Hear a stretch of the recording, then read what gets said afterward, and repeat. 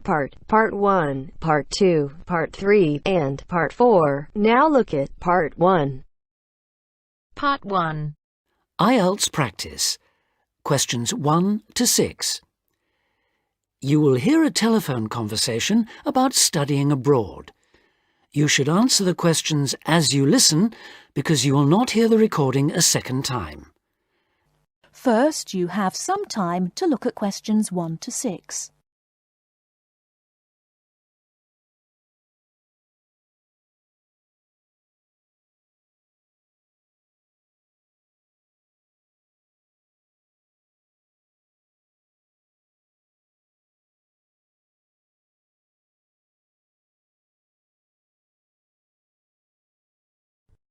Listen carefully and answer questions 1 to 6.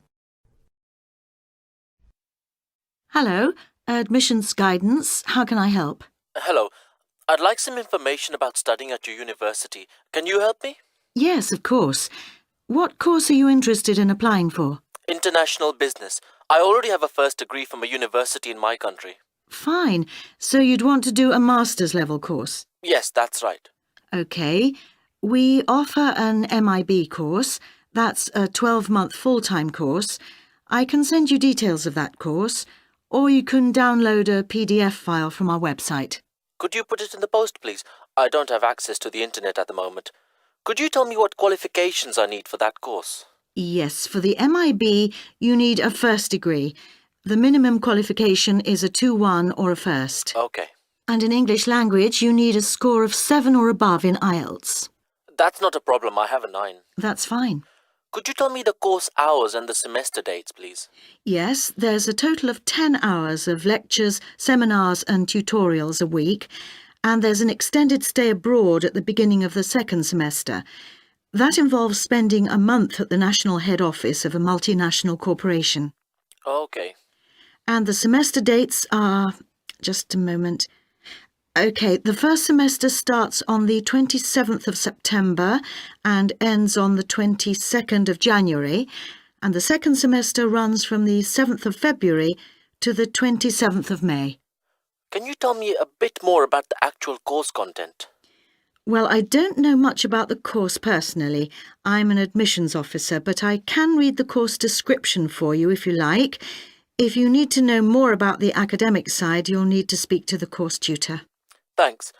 I'd be very grateful if you could tell me as much as possible now. I'll just read the main points. It involves the advanced study of international organisations, their management and their changing external context.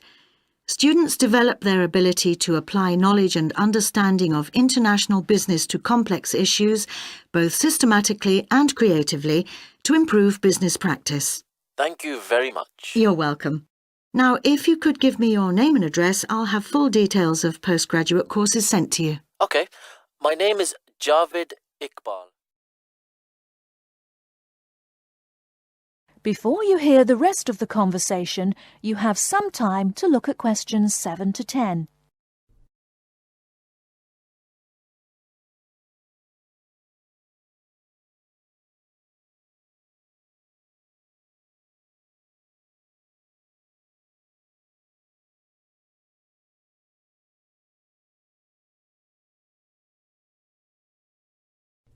Now listen and answer questions 7 to 10. Okay. My name is Javed Iqbal. That's JAVED-IQBAL.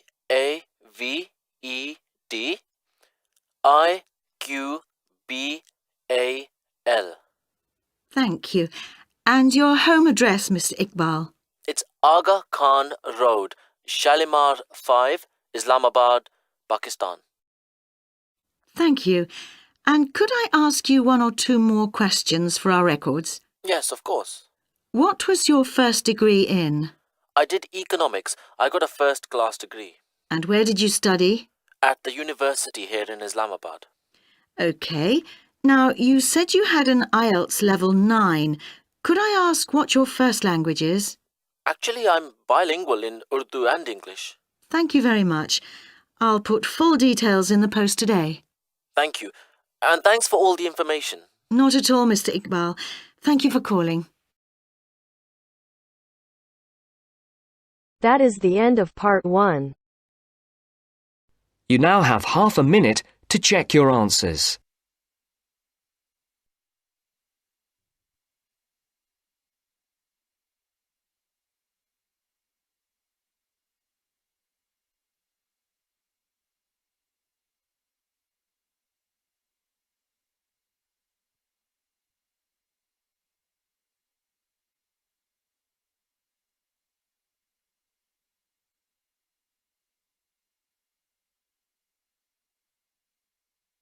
Now turns to part 2. Part 2. You'll hear 2 university students discussing a social science lecture they attended. First, look at questions 11 to 14.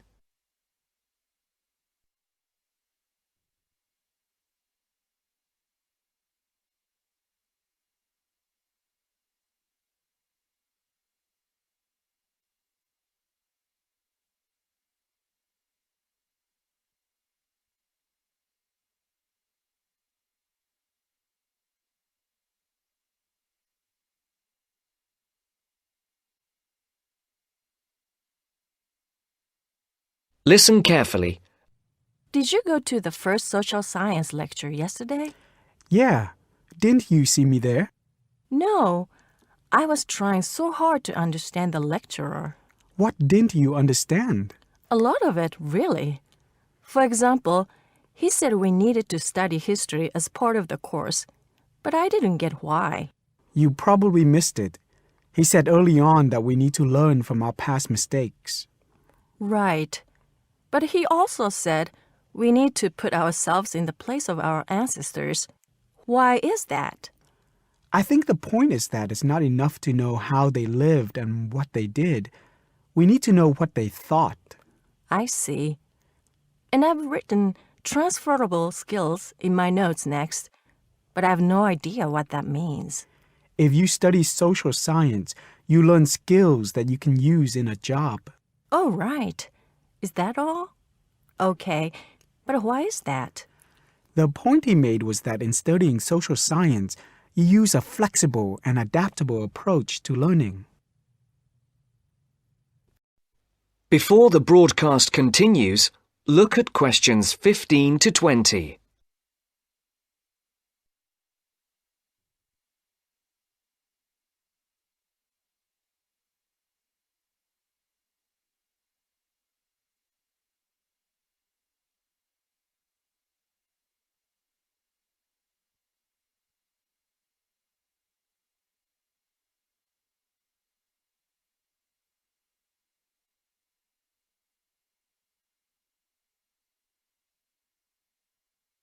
You will now listen to the second part of the talk.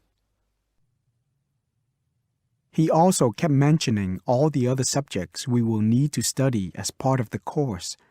I didn't write them all down, did you? Some of them. I think I can make sense of my notes. The first one was anthropology, which he said would cover prehistory and archaeology as well. Okay. Then there's economics. I wrote down that this was not meant to mean that we will spend all our time looking at economic theory, but more that we need to see how humans behave. That's good. I don't think I could handle economic theory. He said something about education too, didn't he? Yeah. He said we'll be looking at how cultural information is handed down from one generation to the next through teaching children. He said we'd be focusing on geography too, but I can't really remember which aspects. Can you? I noted it down, I think. Here we are, yes, particularly in relation to urban planning. It's law that I got confused about. I didn't understand why he linked that to economics. I think he meant that laws affect the way wealth is distributed. That makes sense. Now, what are the science wars? Okay, I did get that. The science wars are about how social science collects information. In sociology and social work, and in social science generally, They can only study patterns of behavior and observe. If you compare that to the way scientists work in physics or chemistry, it's very different because they use specific experiments that can be tested and which give concrete answers. Social studies is often accused of being unscientific. That's all. Okay. But it still looks like a good course, doesn't it? You don't have any regrets, do you? None at all. I'm looking forward to it. That is the end of part 2. You now have half a minute to check your answers.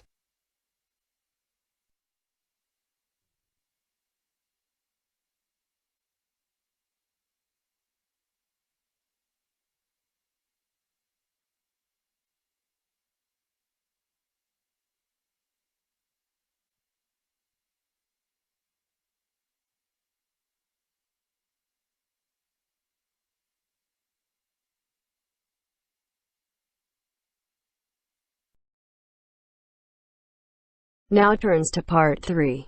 Part 3. You will hear two students, Ramil and Kirsten, discussing presenting a paper at an architecture conference. You now have 30 seconds to read questions 21 to 28.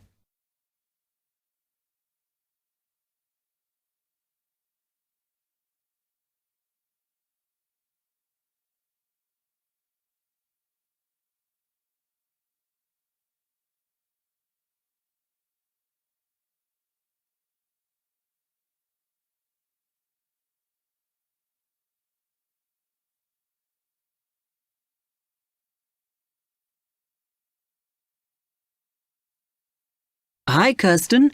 Have you heard about that architecture conference in Oxford at the end of the year? Yeah, I saw the leaflet on the notice board.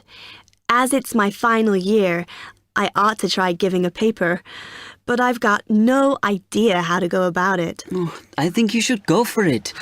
I did one last year. It's quite straightforward. First of all, you need to see what the conference themes are. You know, what topics they are covering. You can do that by looking it up on the website.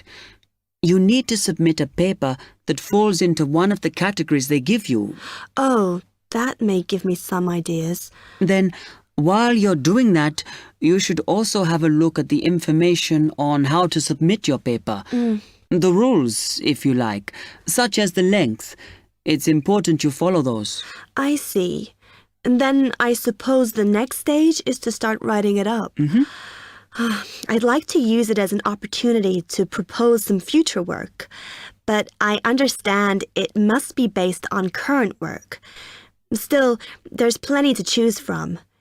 It makes sense to do something that I'm more familiar with. Yes, and the other thing is, when you've written it up, then go back and look at your data carefully and make certain that you've presented it in a format that is standard for your subject.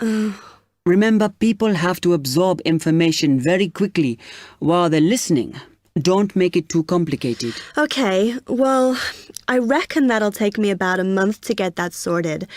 Then the next thing I have to do, I guess, before I send it off to the conference organizer, is give the whole thing to the events officer so that he can look through it and see if it all makes sense and is okay. Yeah. Remember to warn him that it's en route so he can fit it into his schedule. Oh. Then you're done, really. All you have to do after that is to go through it and sort out any changes you need to make. Then finally, you can submit it. You can do that online. Phew, good. Then I just wait to hear, I suppose. How long does that take? It depends, but usually about 6 weeks. Oh. When you hear if your paper has been accepted, then at that stage, it's worth giving them a list of any technical things you need when you actually give the talk. A screen or video players or that sort of thing. Okay, but that's a long way off.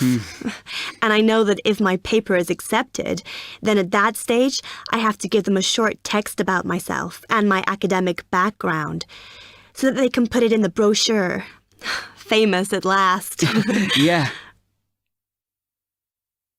You now have 15 seconds to read questions 29 to 30.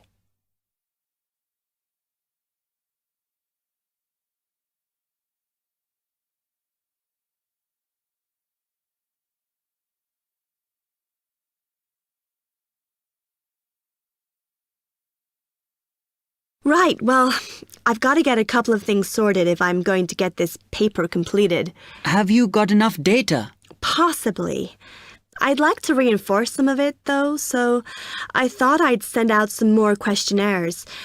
I was looking at that thesis that Angela wrote last year, and she said you need a sample of over 100 to be sure of your results.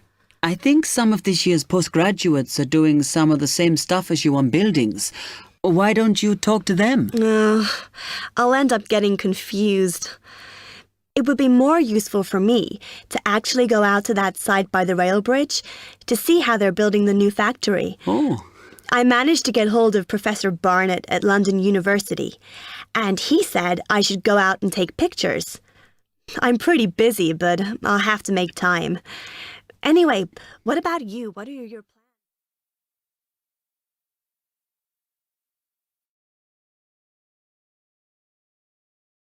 That is the end of part 3. You now have half a minute to check your answers.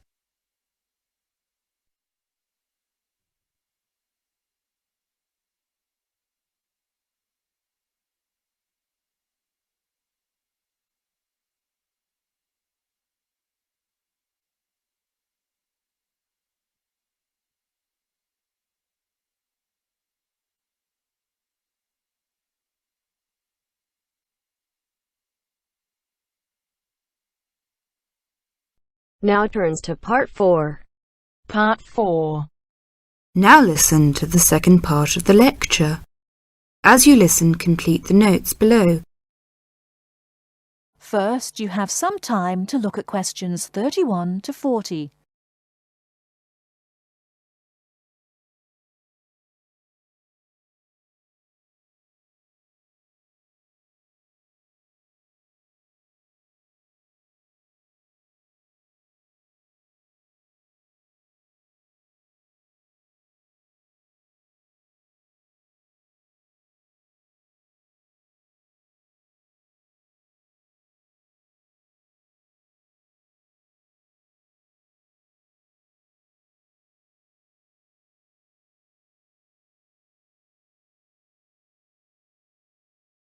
Now listen carefully and answer questions 31 to 40. Many typically American characteristics, individualism, self-reliance, informality, punctuality, and directness, are a result of those values mentioned earlier. Other national traits could also be identified, however. 1. Americans cooperate. Although often competitive, Americans also have a good sense of teamwork and cooperate with others to achieve a goal. 2. Americans are friendly, but in their own way. In general, friendships among Americans tend to be shorter and more casual than friendships among people from other cultures. This has something to do with American mobility and the fact that Americans do not like to be dependent on other people.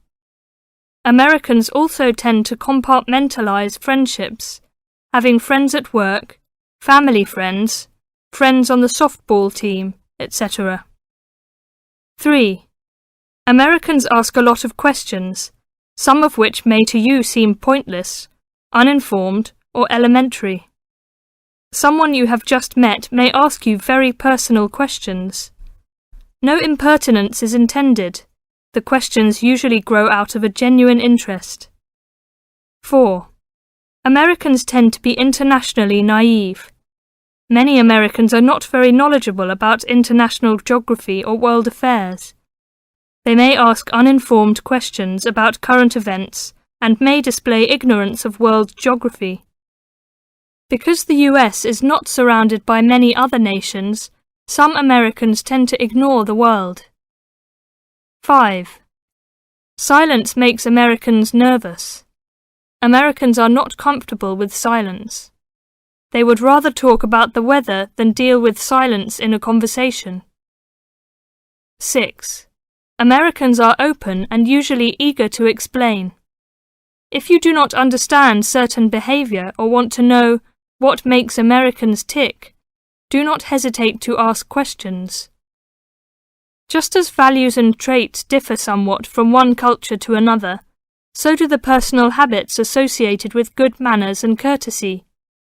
While very often there does not seem to be any particular reason why a particular way of doing something is considered good manners, observing these cultural rules will make Americans more comfortable with you, and therefore you with them. It is, of course, impossible to cover all the possibilities here. If you are unsure in a situation, just ask. Americans like to be helpful. 1. Queuing up or lining up is essential. Courtesy requires that you do not push from behind, stand next to the person being helped, or cut into a line. If you should accidentally bump someone, you should say, "Excuse me." 2. Americans blow their noses into a tissue. Spitting, clearing phlegm, or sniffing as from a cold are considered rude. 3. It is considered poor manners to slurp, chew noisily, or open your mouth while chewing. 4. Questions are seen as a good way of getting acquainted, but questions about a person's age, financial affairs, cost of clothing or personal belongings, religious affiliations and sex life are considered too personal for questioning, except between very close friends. 5. Men generally do not hold hands or link arms in public with other men. This is somewhat more acceptable between women and quite common between men and women. Now, a few words about personal safety. Unfortunately, in the US one must be aware of crimes. It is wise to be especially careful until you are familiar with the community in which you live. Remember that good judgment and common sense can significantly reduce chances of having an unpleasant and perhaps harmful experience. Basic safety rules include the following. 1. Do not walk alone at night. 2. When you leave your room, apartment or automobile, make sure that all doors are locked and all windows are secured. 3. Do not carry too much cash or wear jewellery of great value. 4. Never accept a ride from a stranger. Do not hitchhike and do not pick up hitchhikers. 5. Be careful of purses and wallets, especially in crowded metropolitan areas, where there may be purse snatchers and pickpockets. 6. If a robber threatens you, at home or on the street, try not to resist unless you feel that your life is in danger and you must fight or run away. Give up your valuables as calmly as you can, and observe as much as possible about the robber to tell the police when you report the crime. A final note. Keep an open mind. Don't judge what you see as right or wrong, but make it a challenge to try to understand the variety of American behaviours which you may observe. You certainly do not have to participate in something you disagree with, but you can try to understand it. This will help you build an attitude of intelligent and liberated respect for cultures, both your own and others. That is the end of part 4. You now have half a minute to check your answers.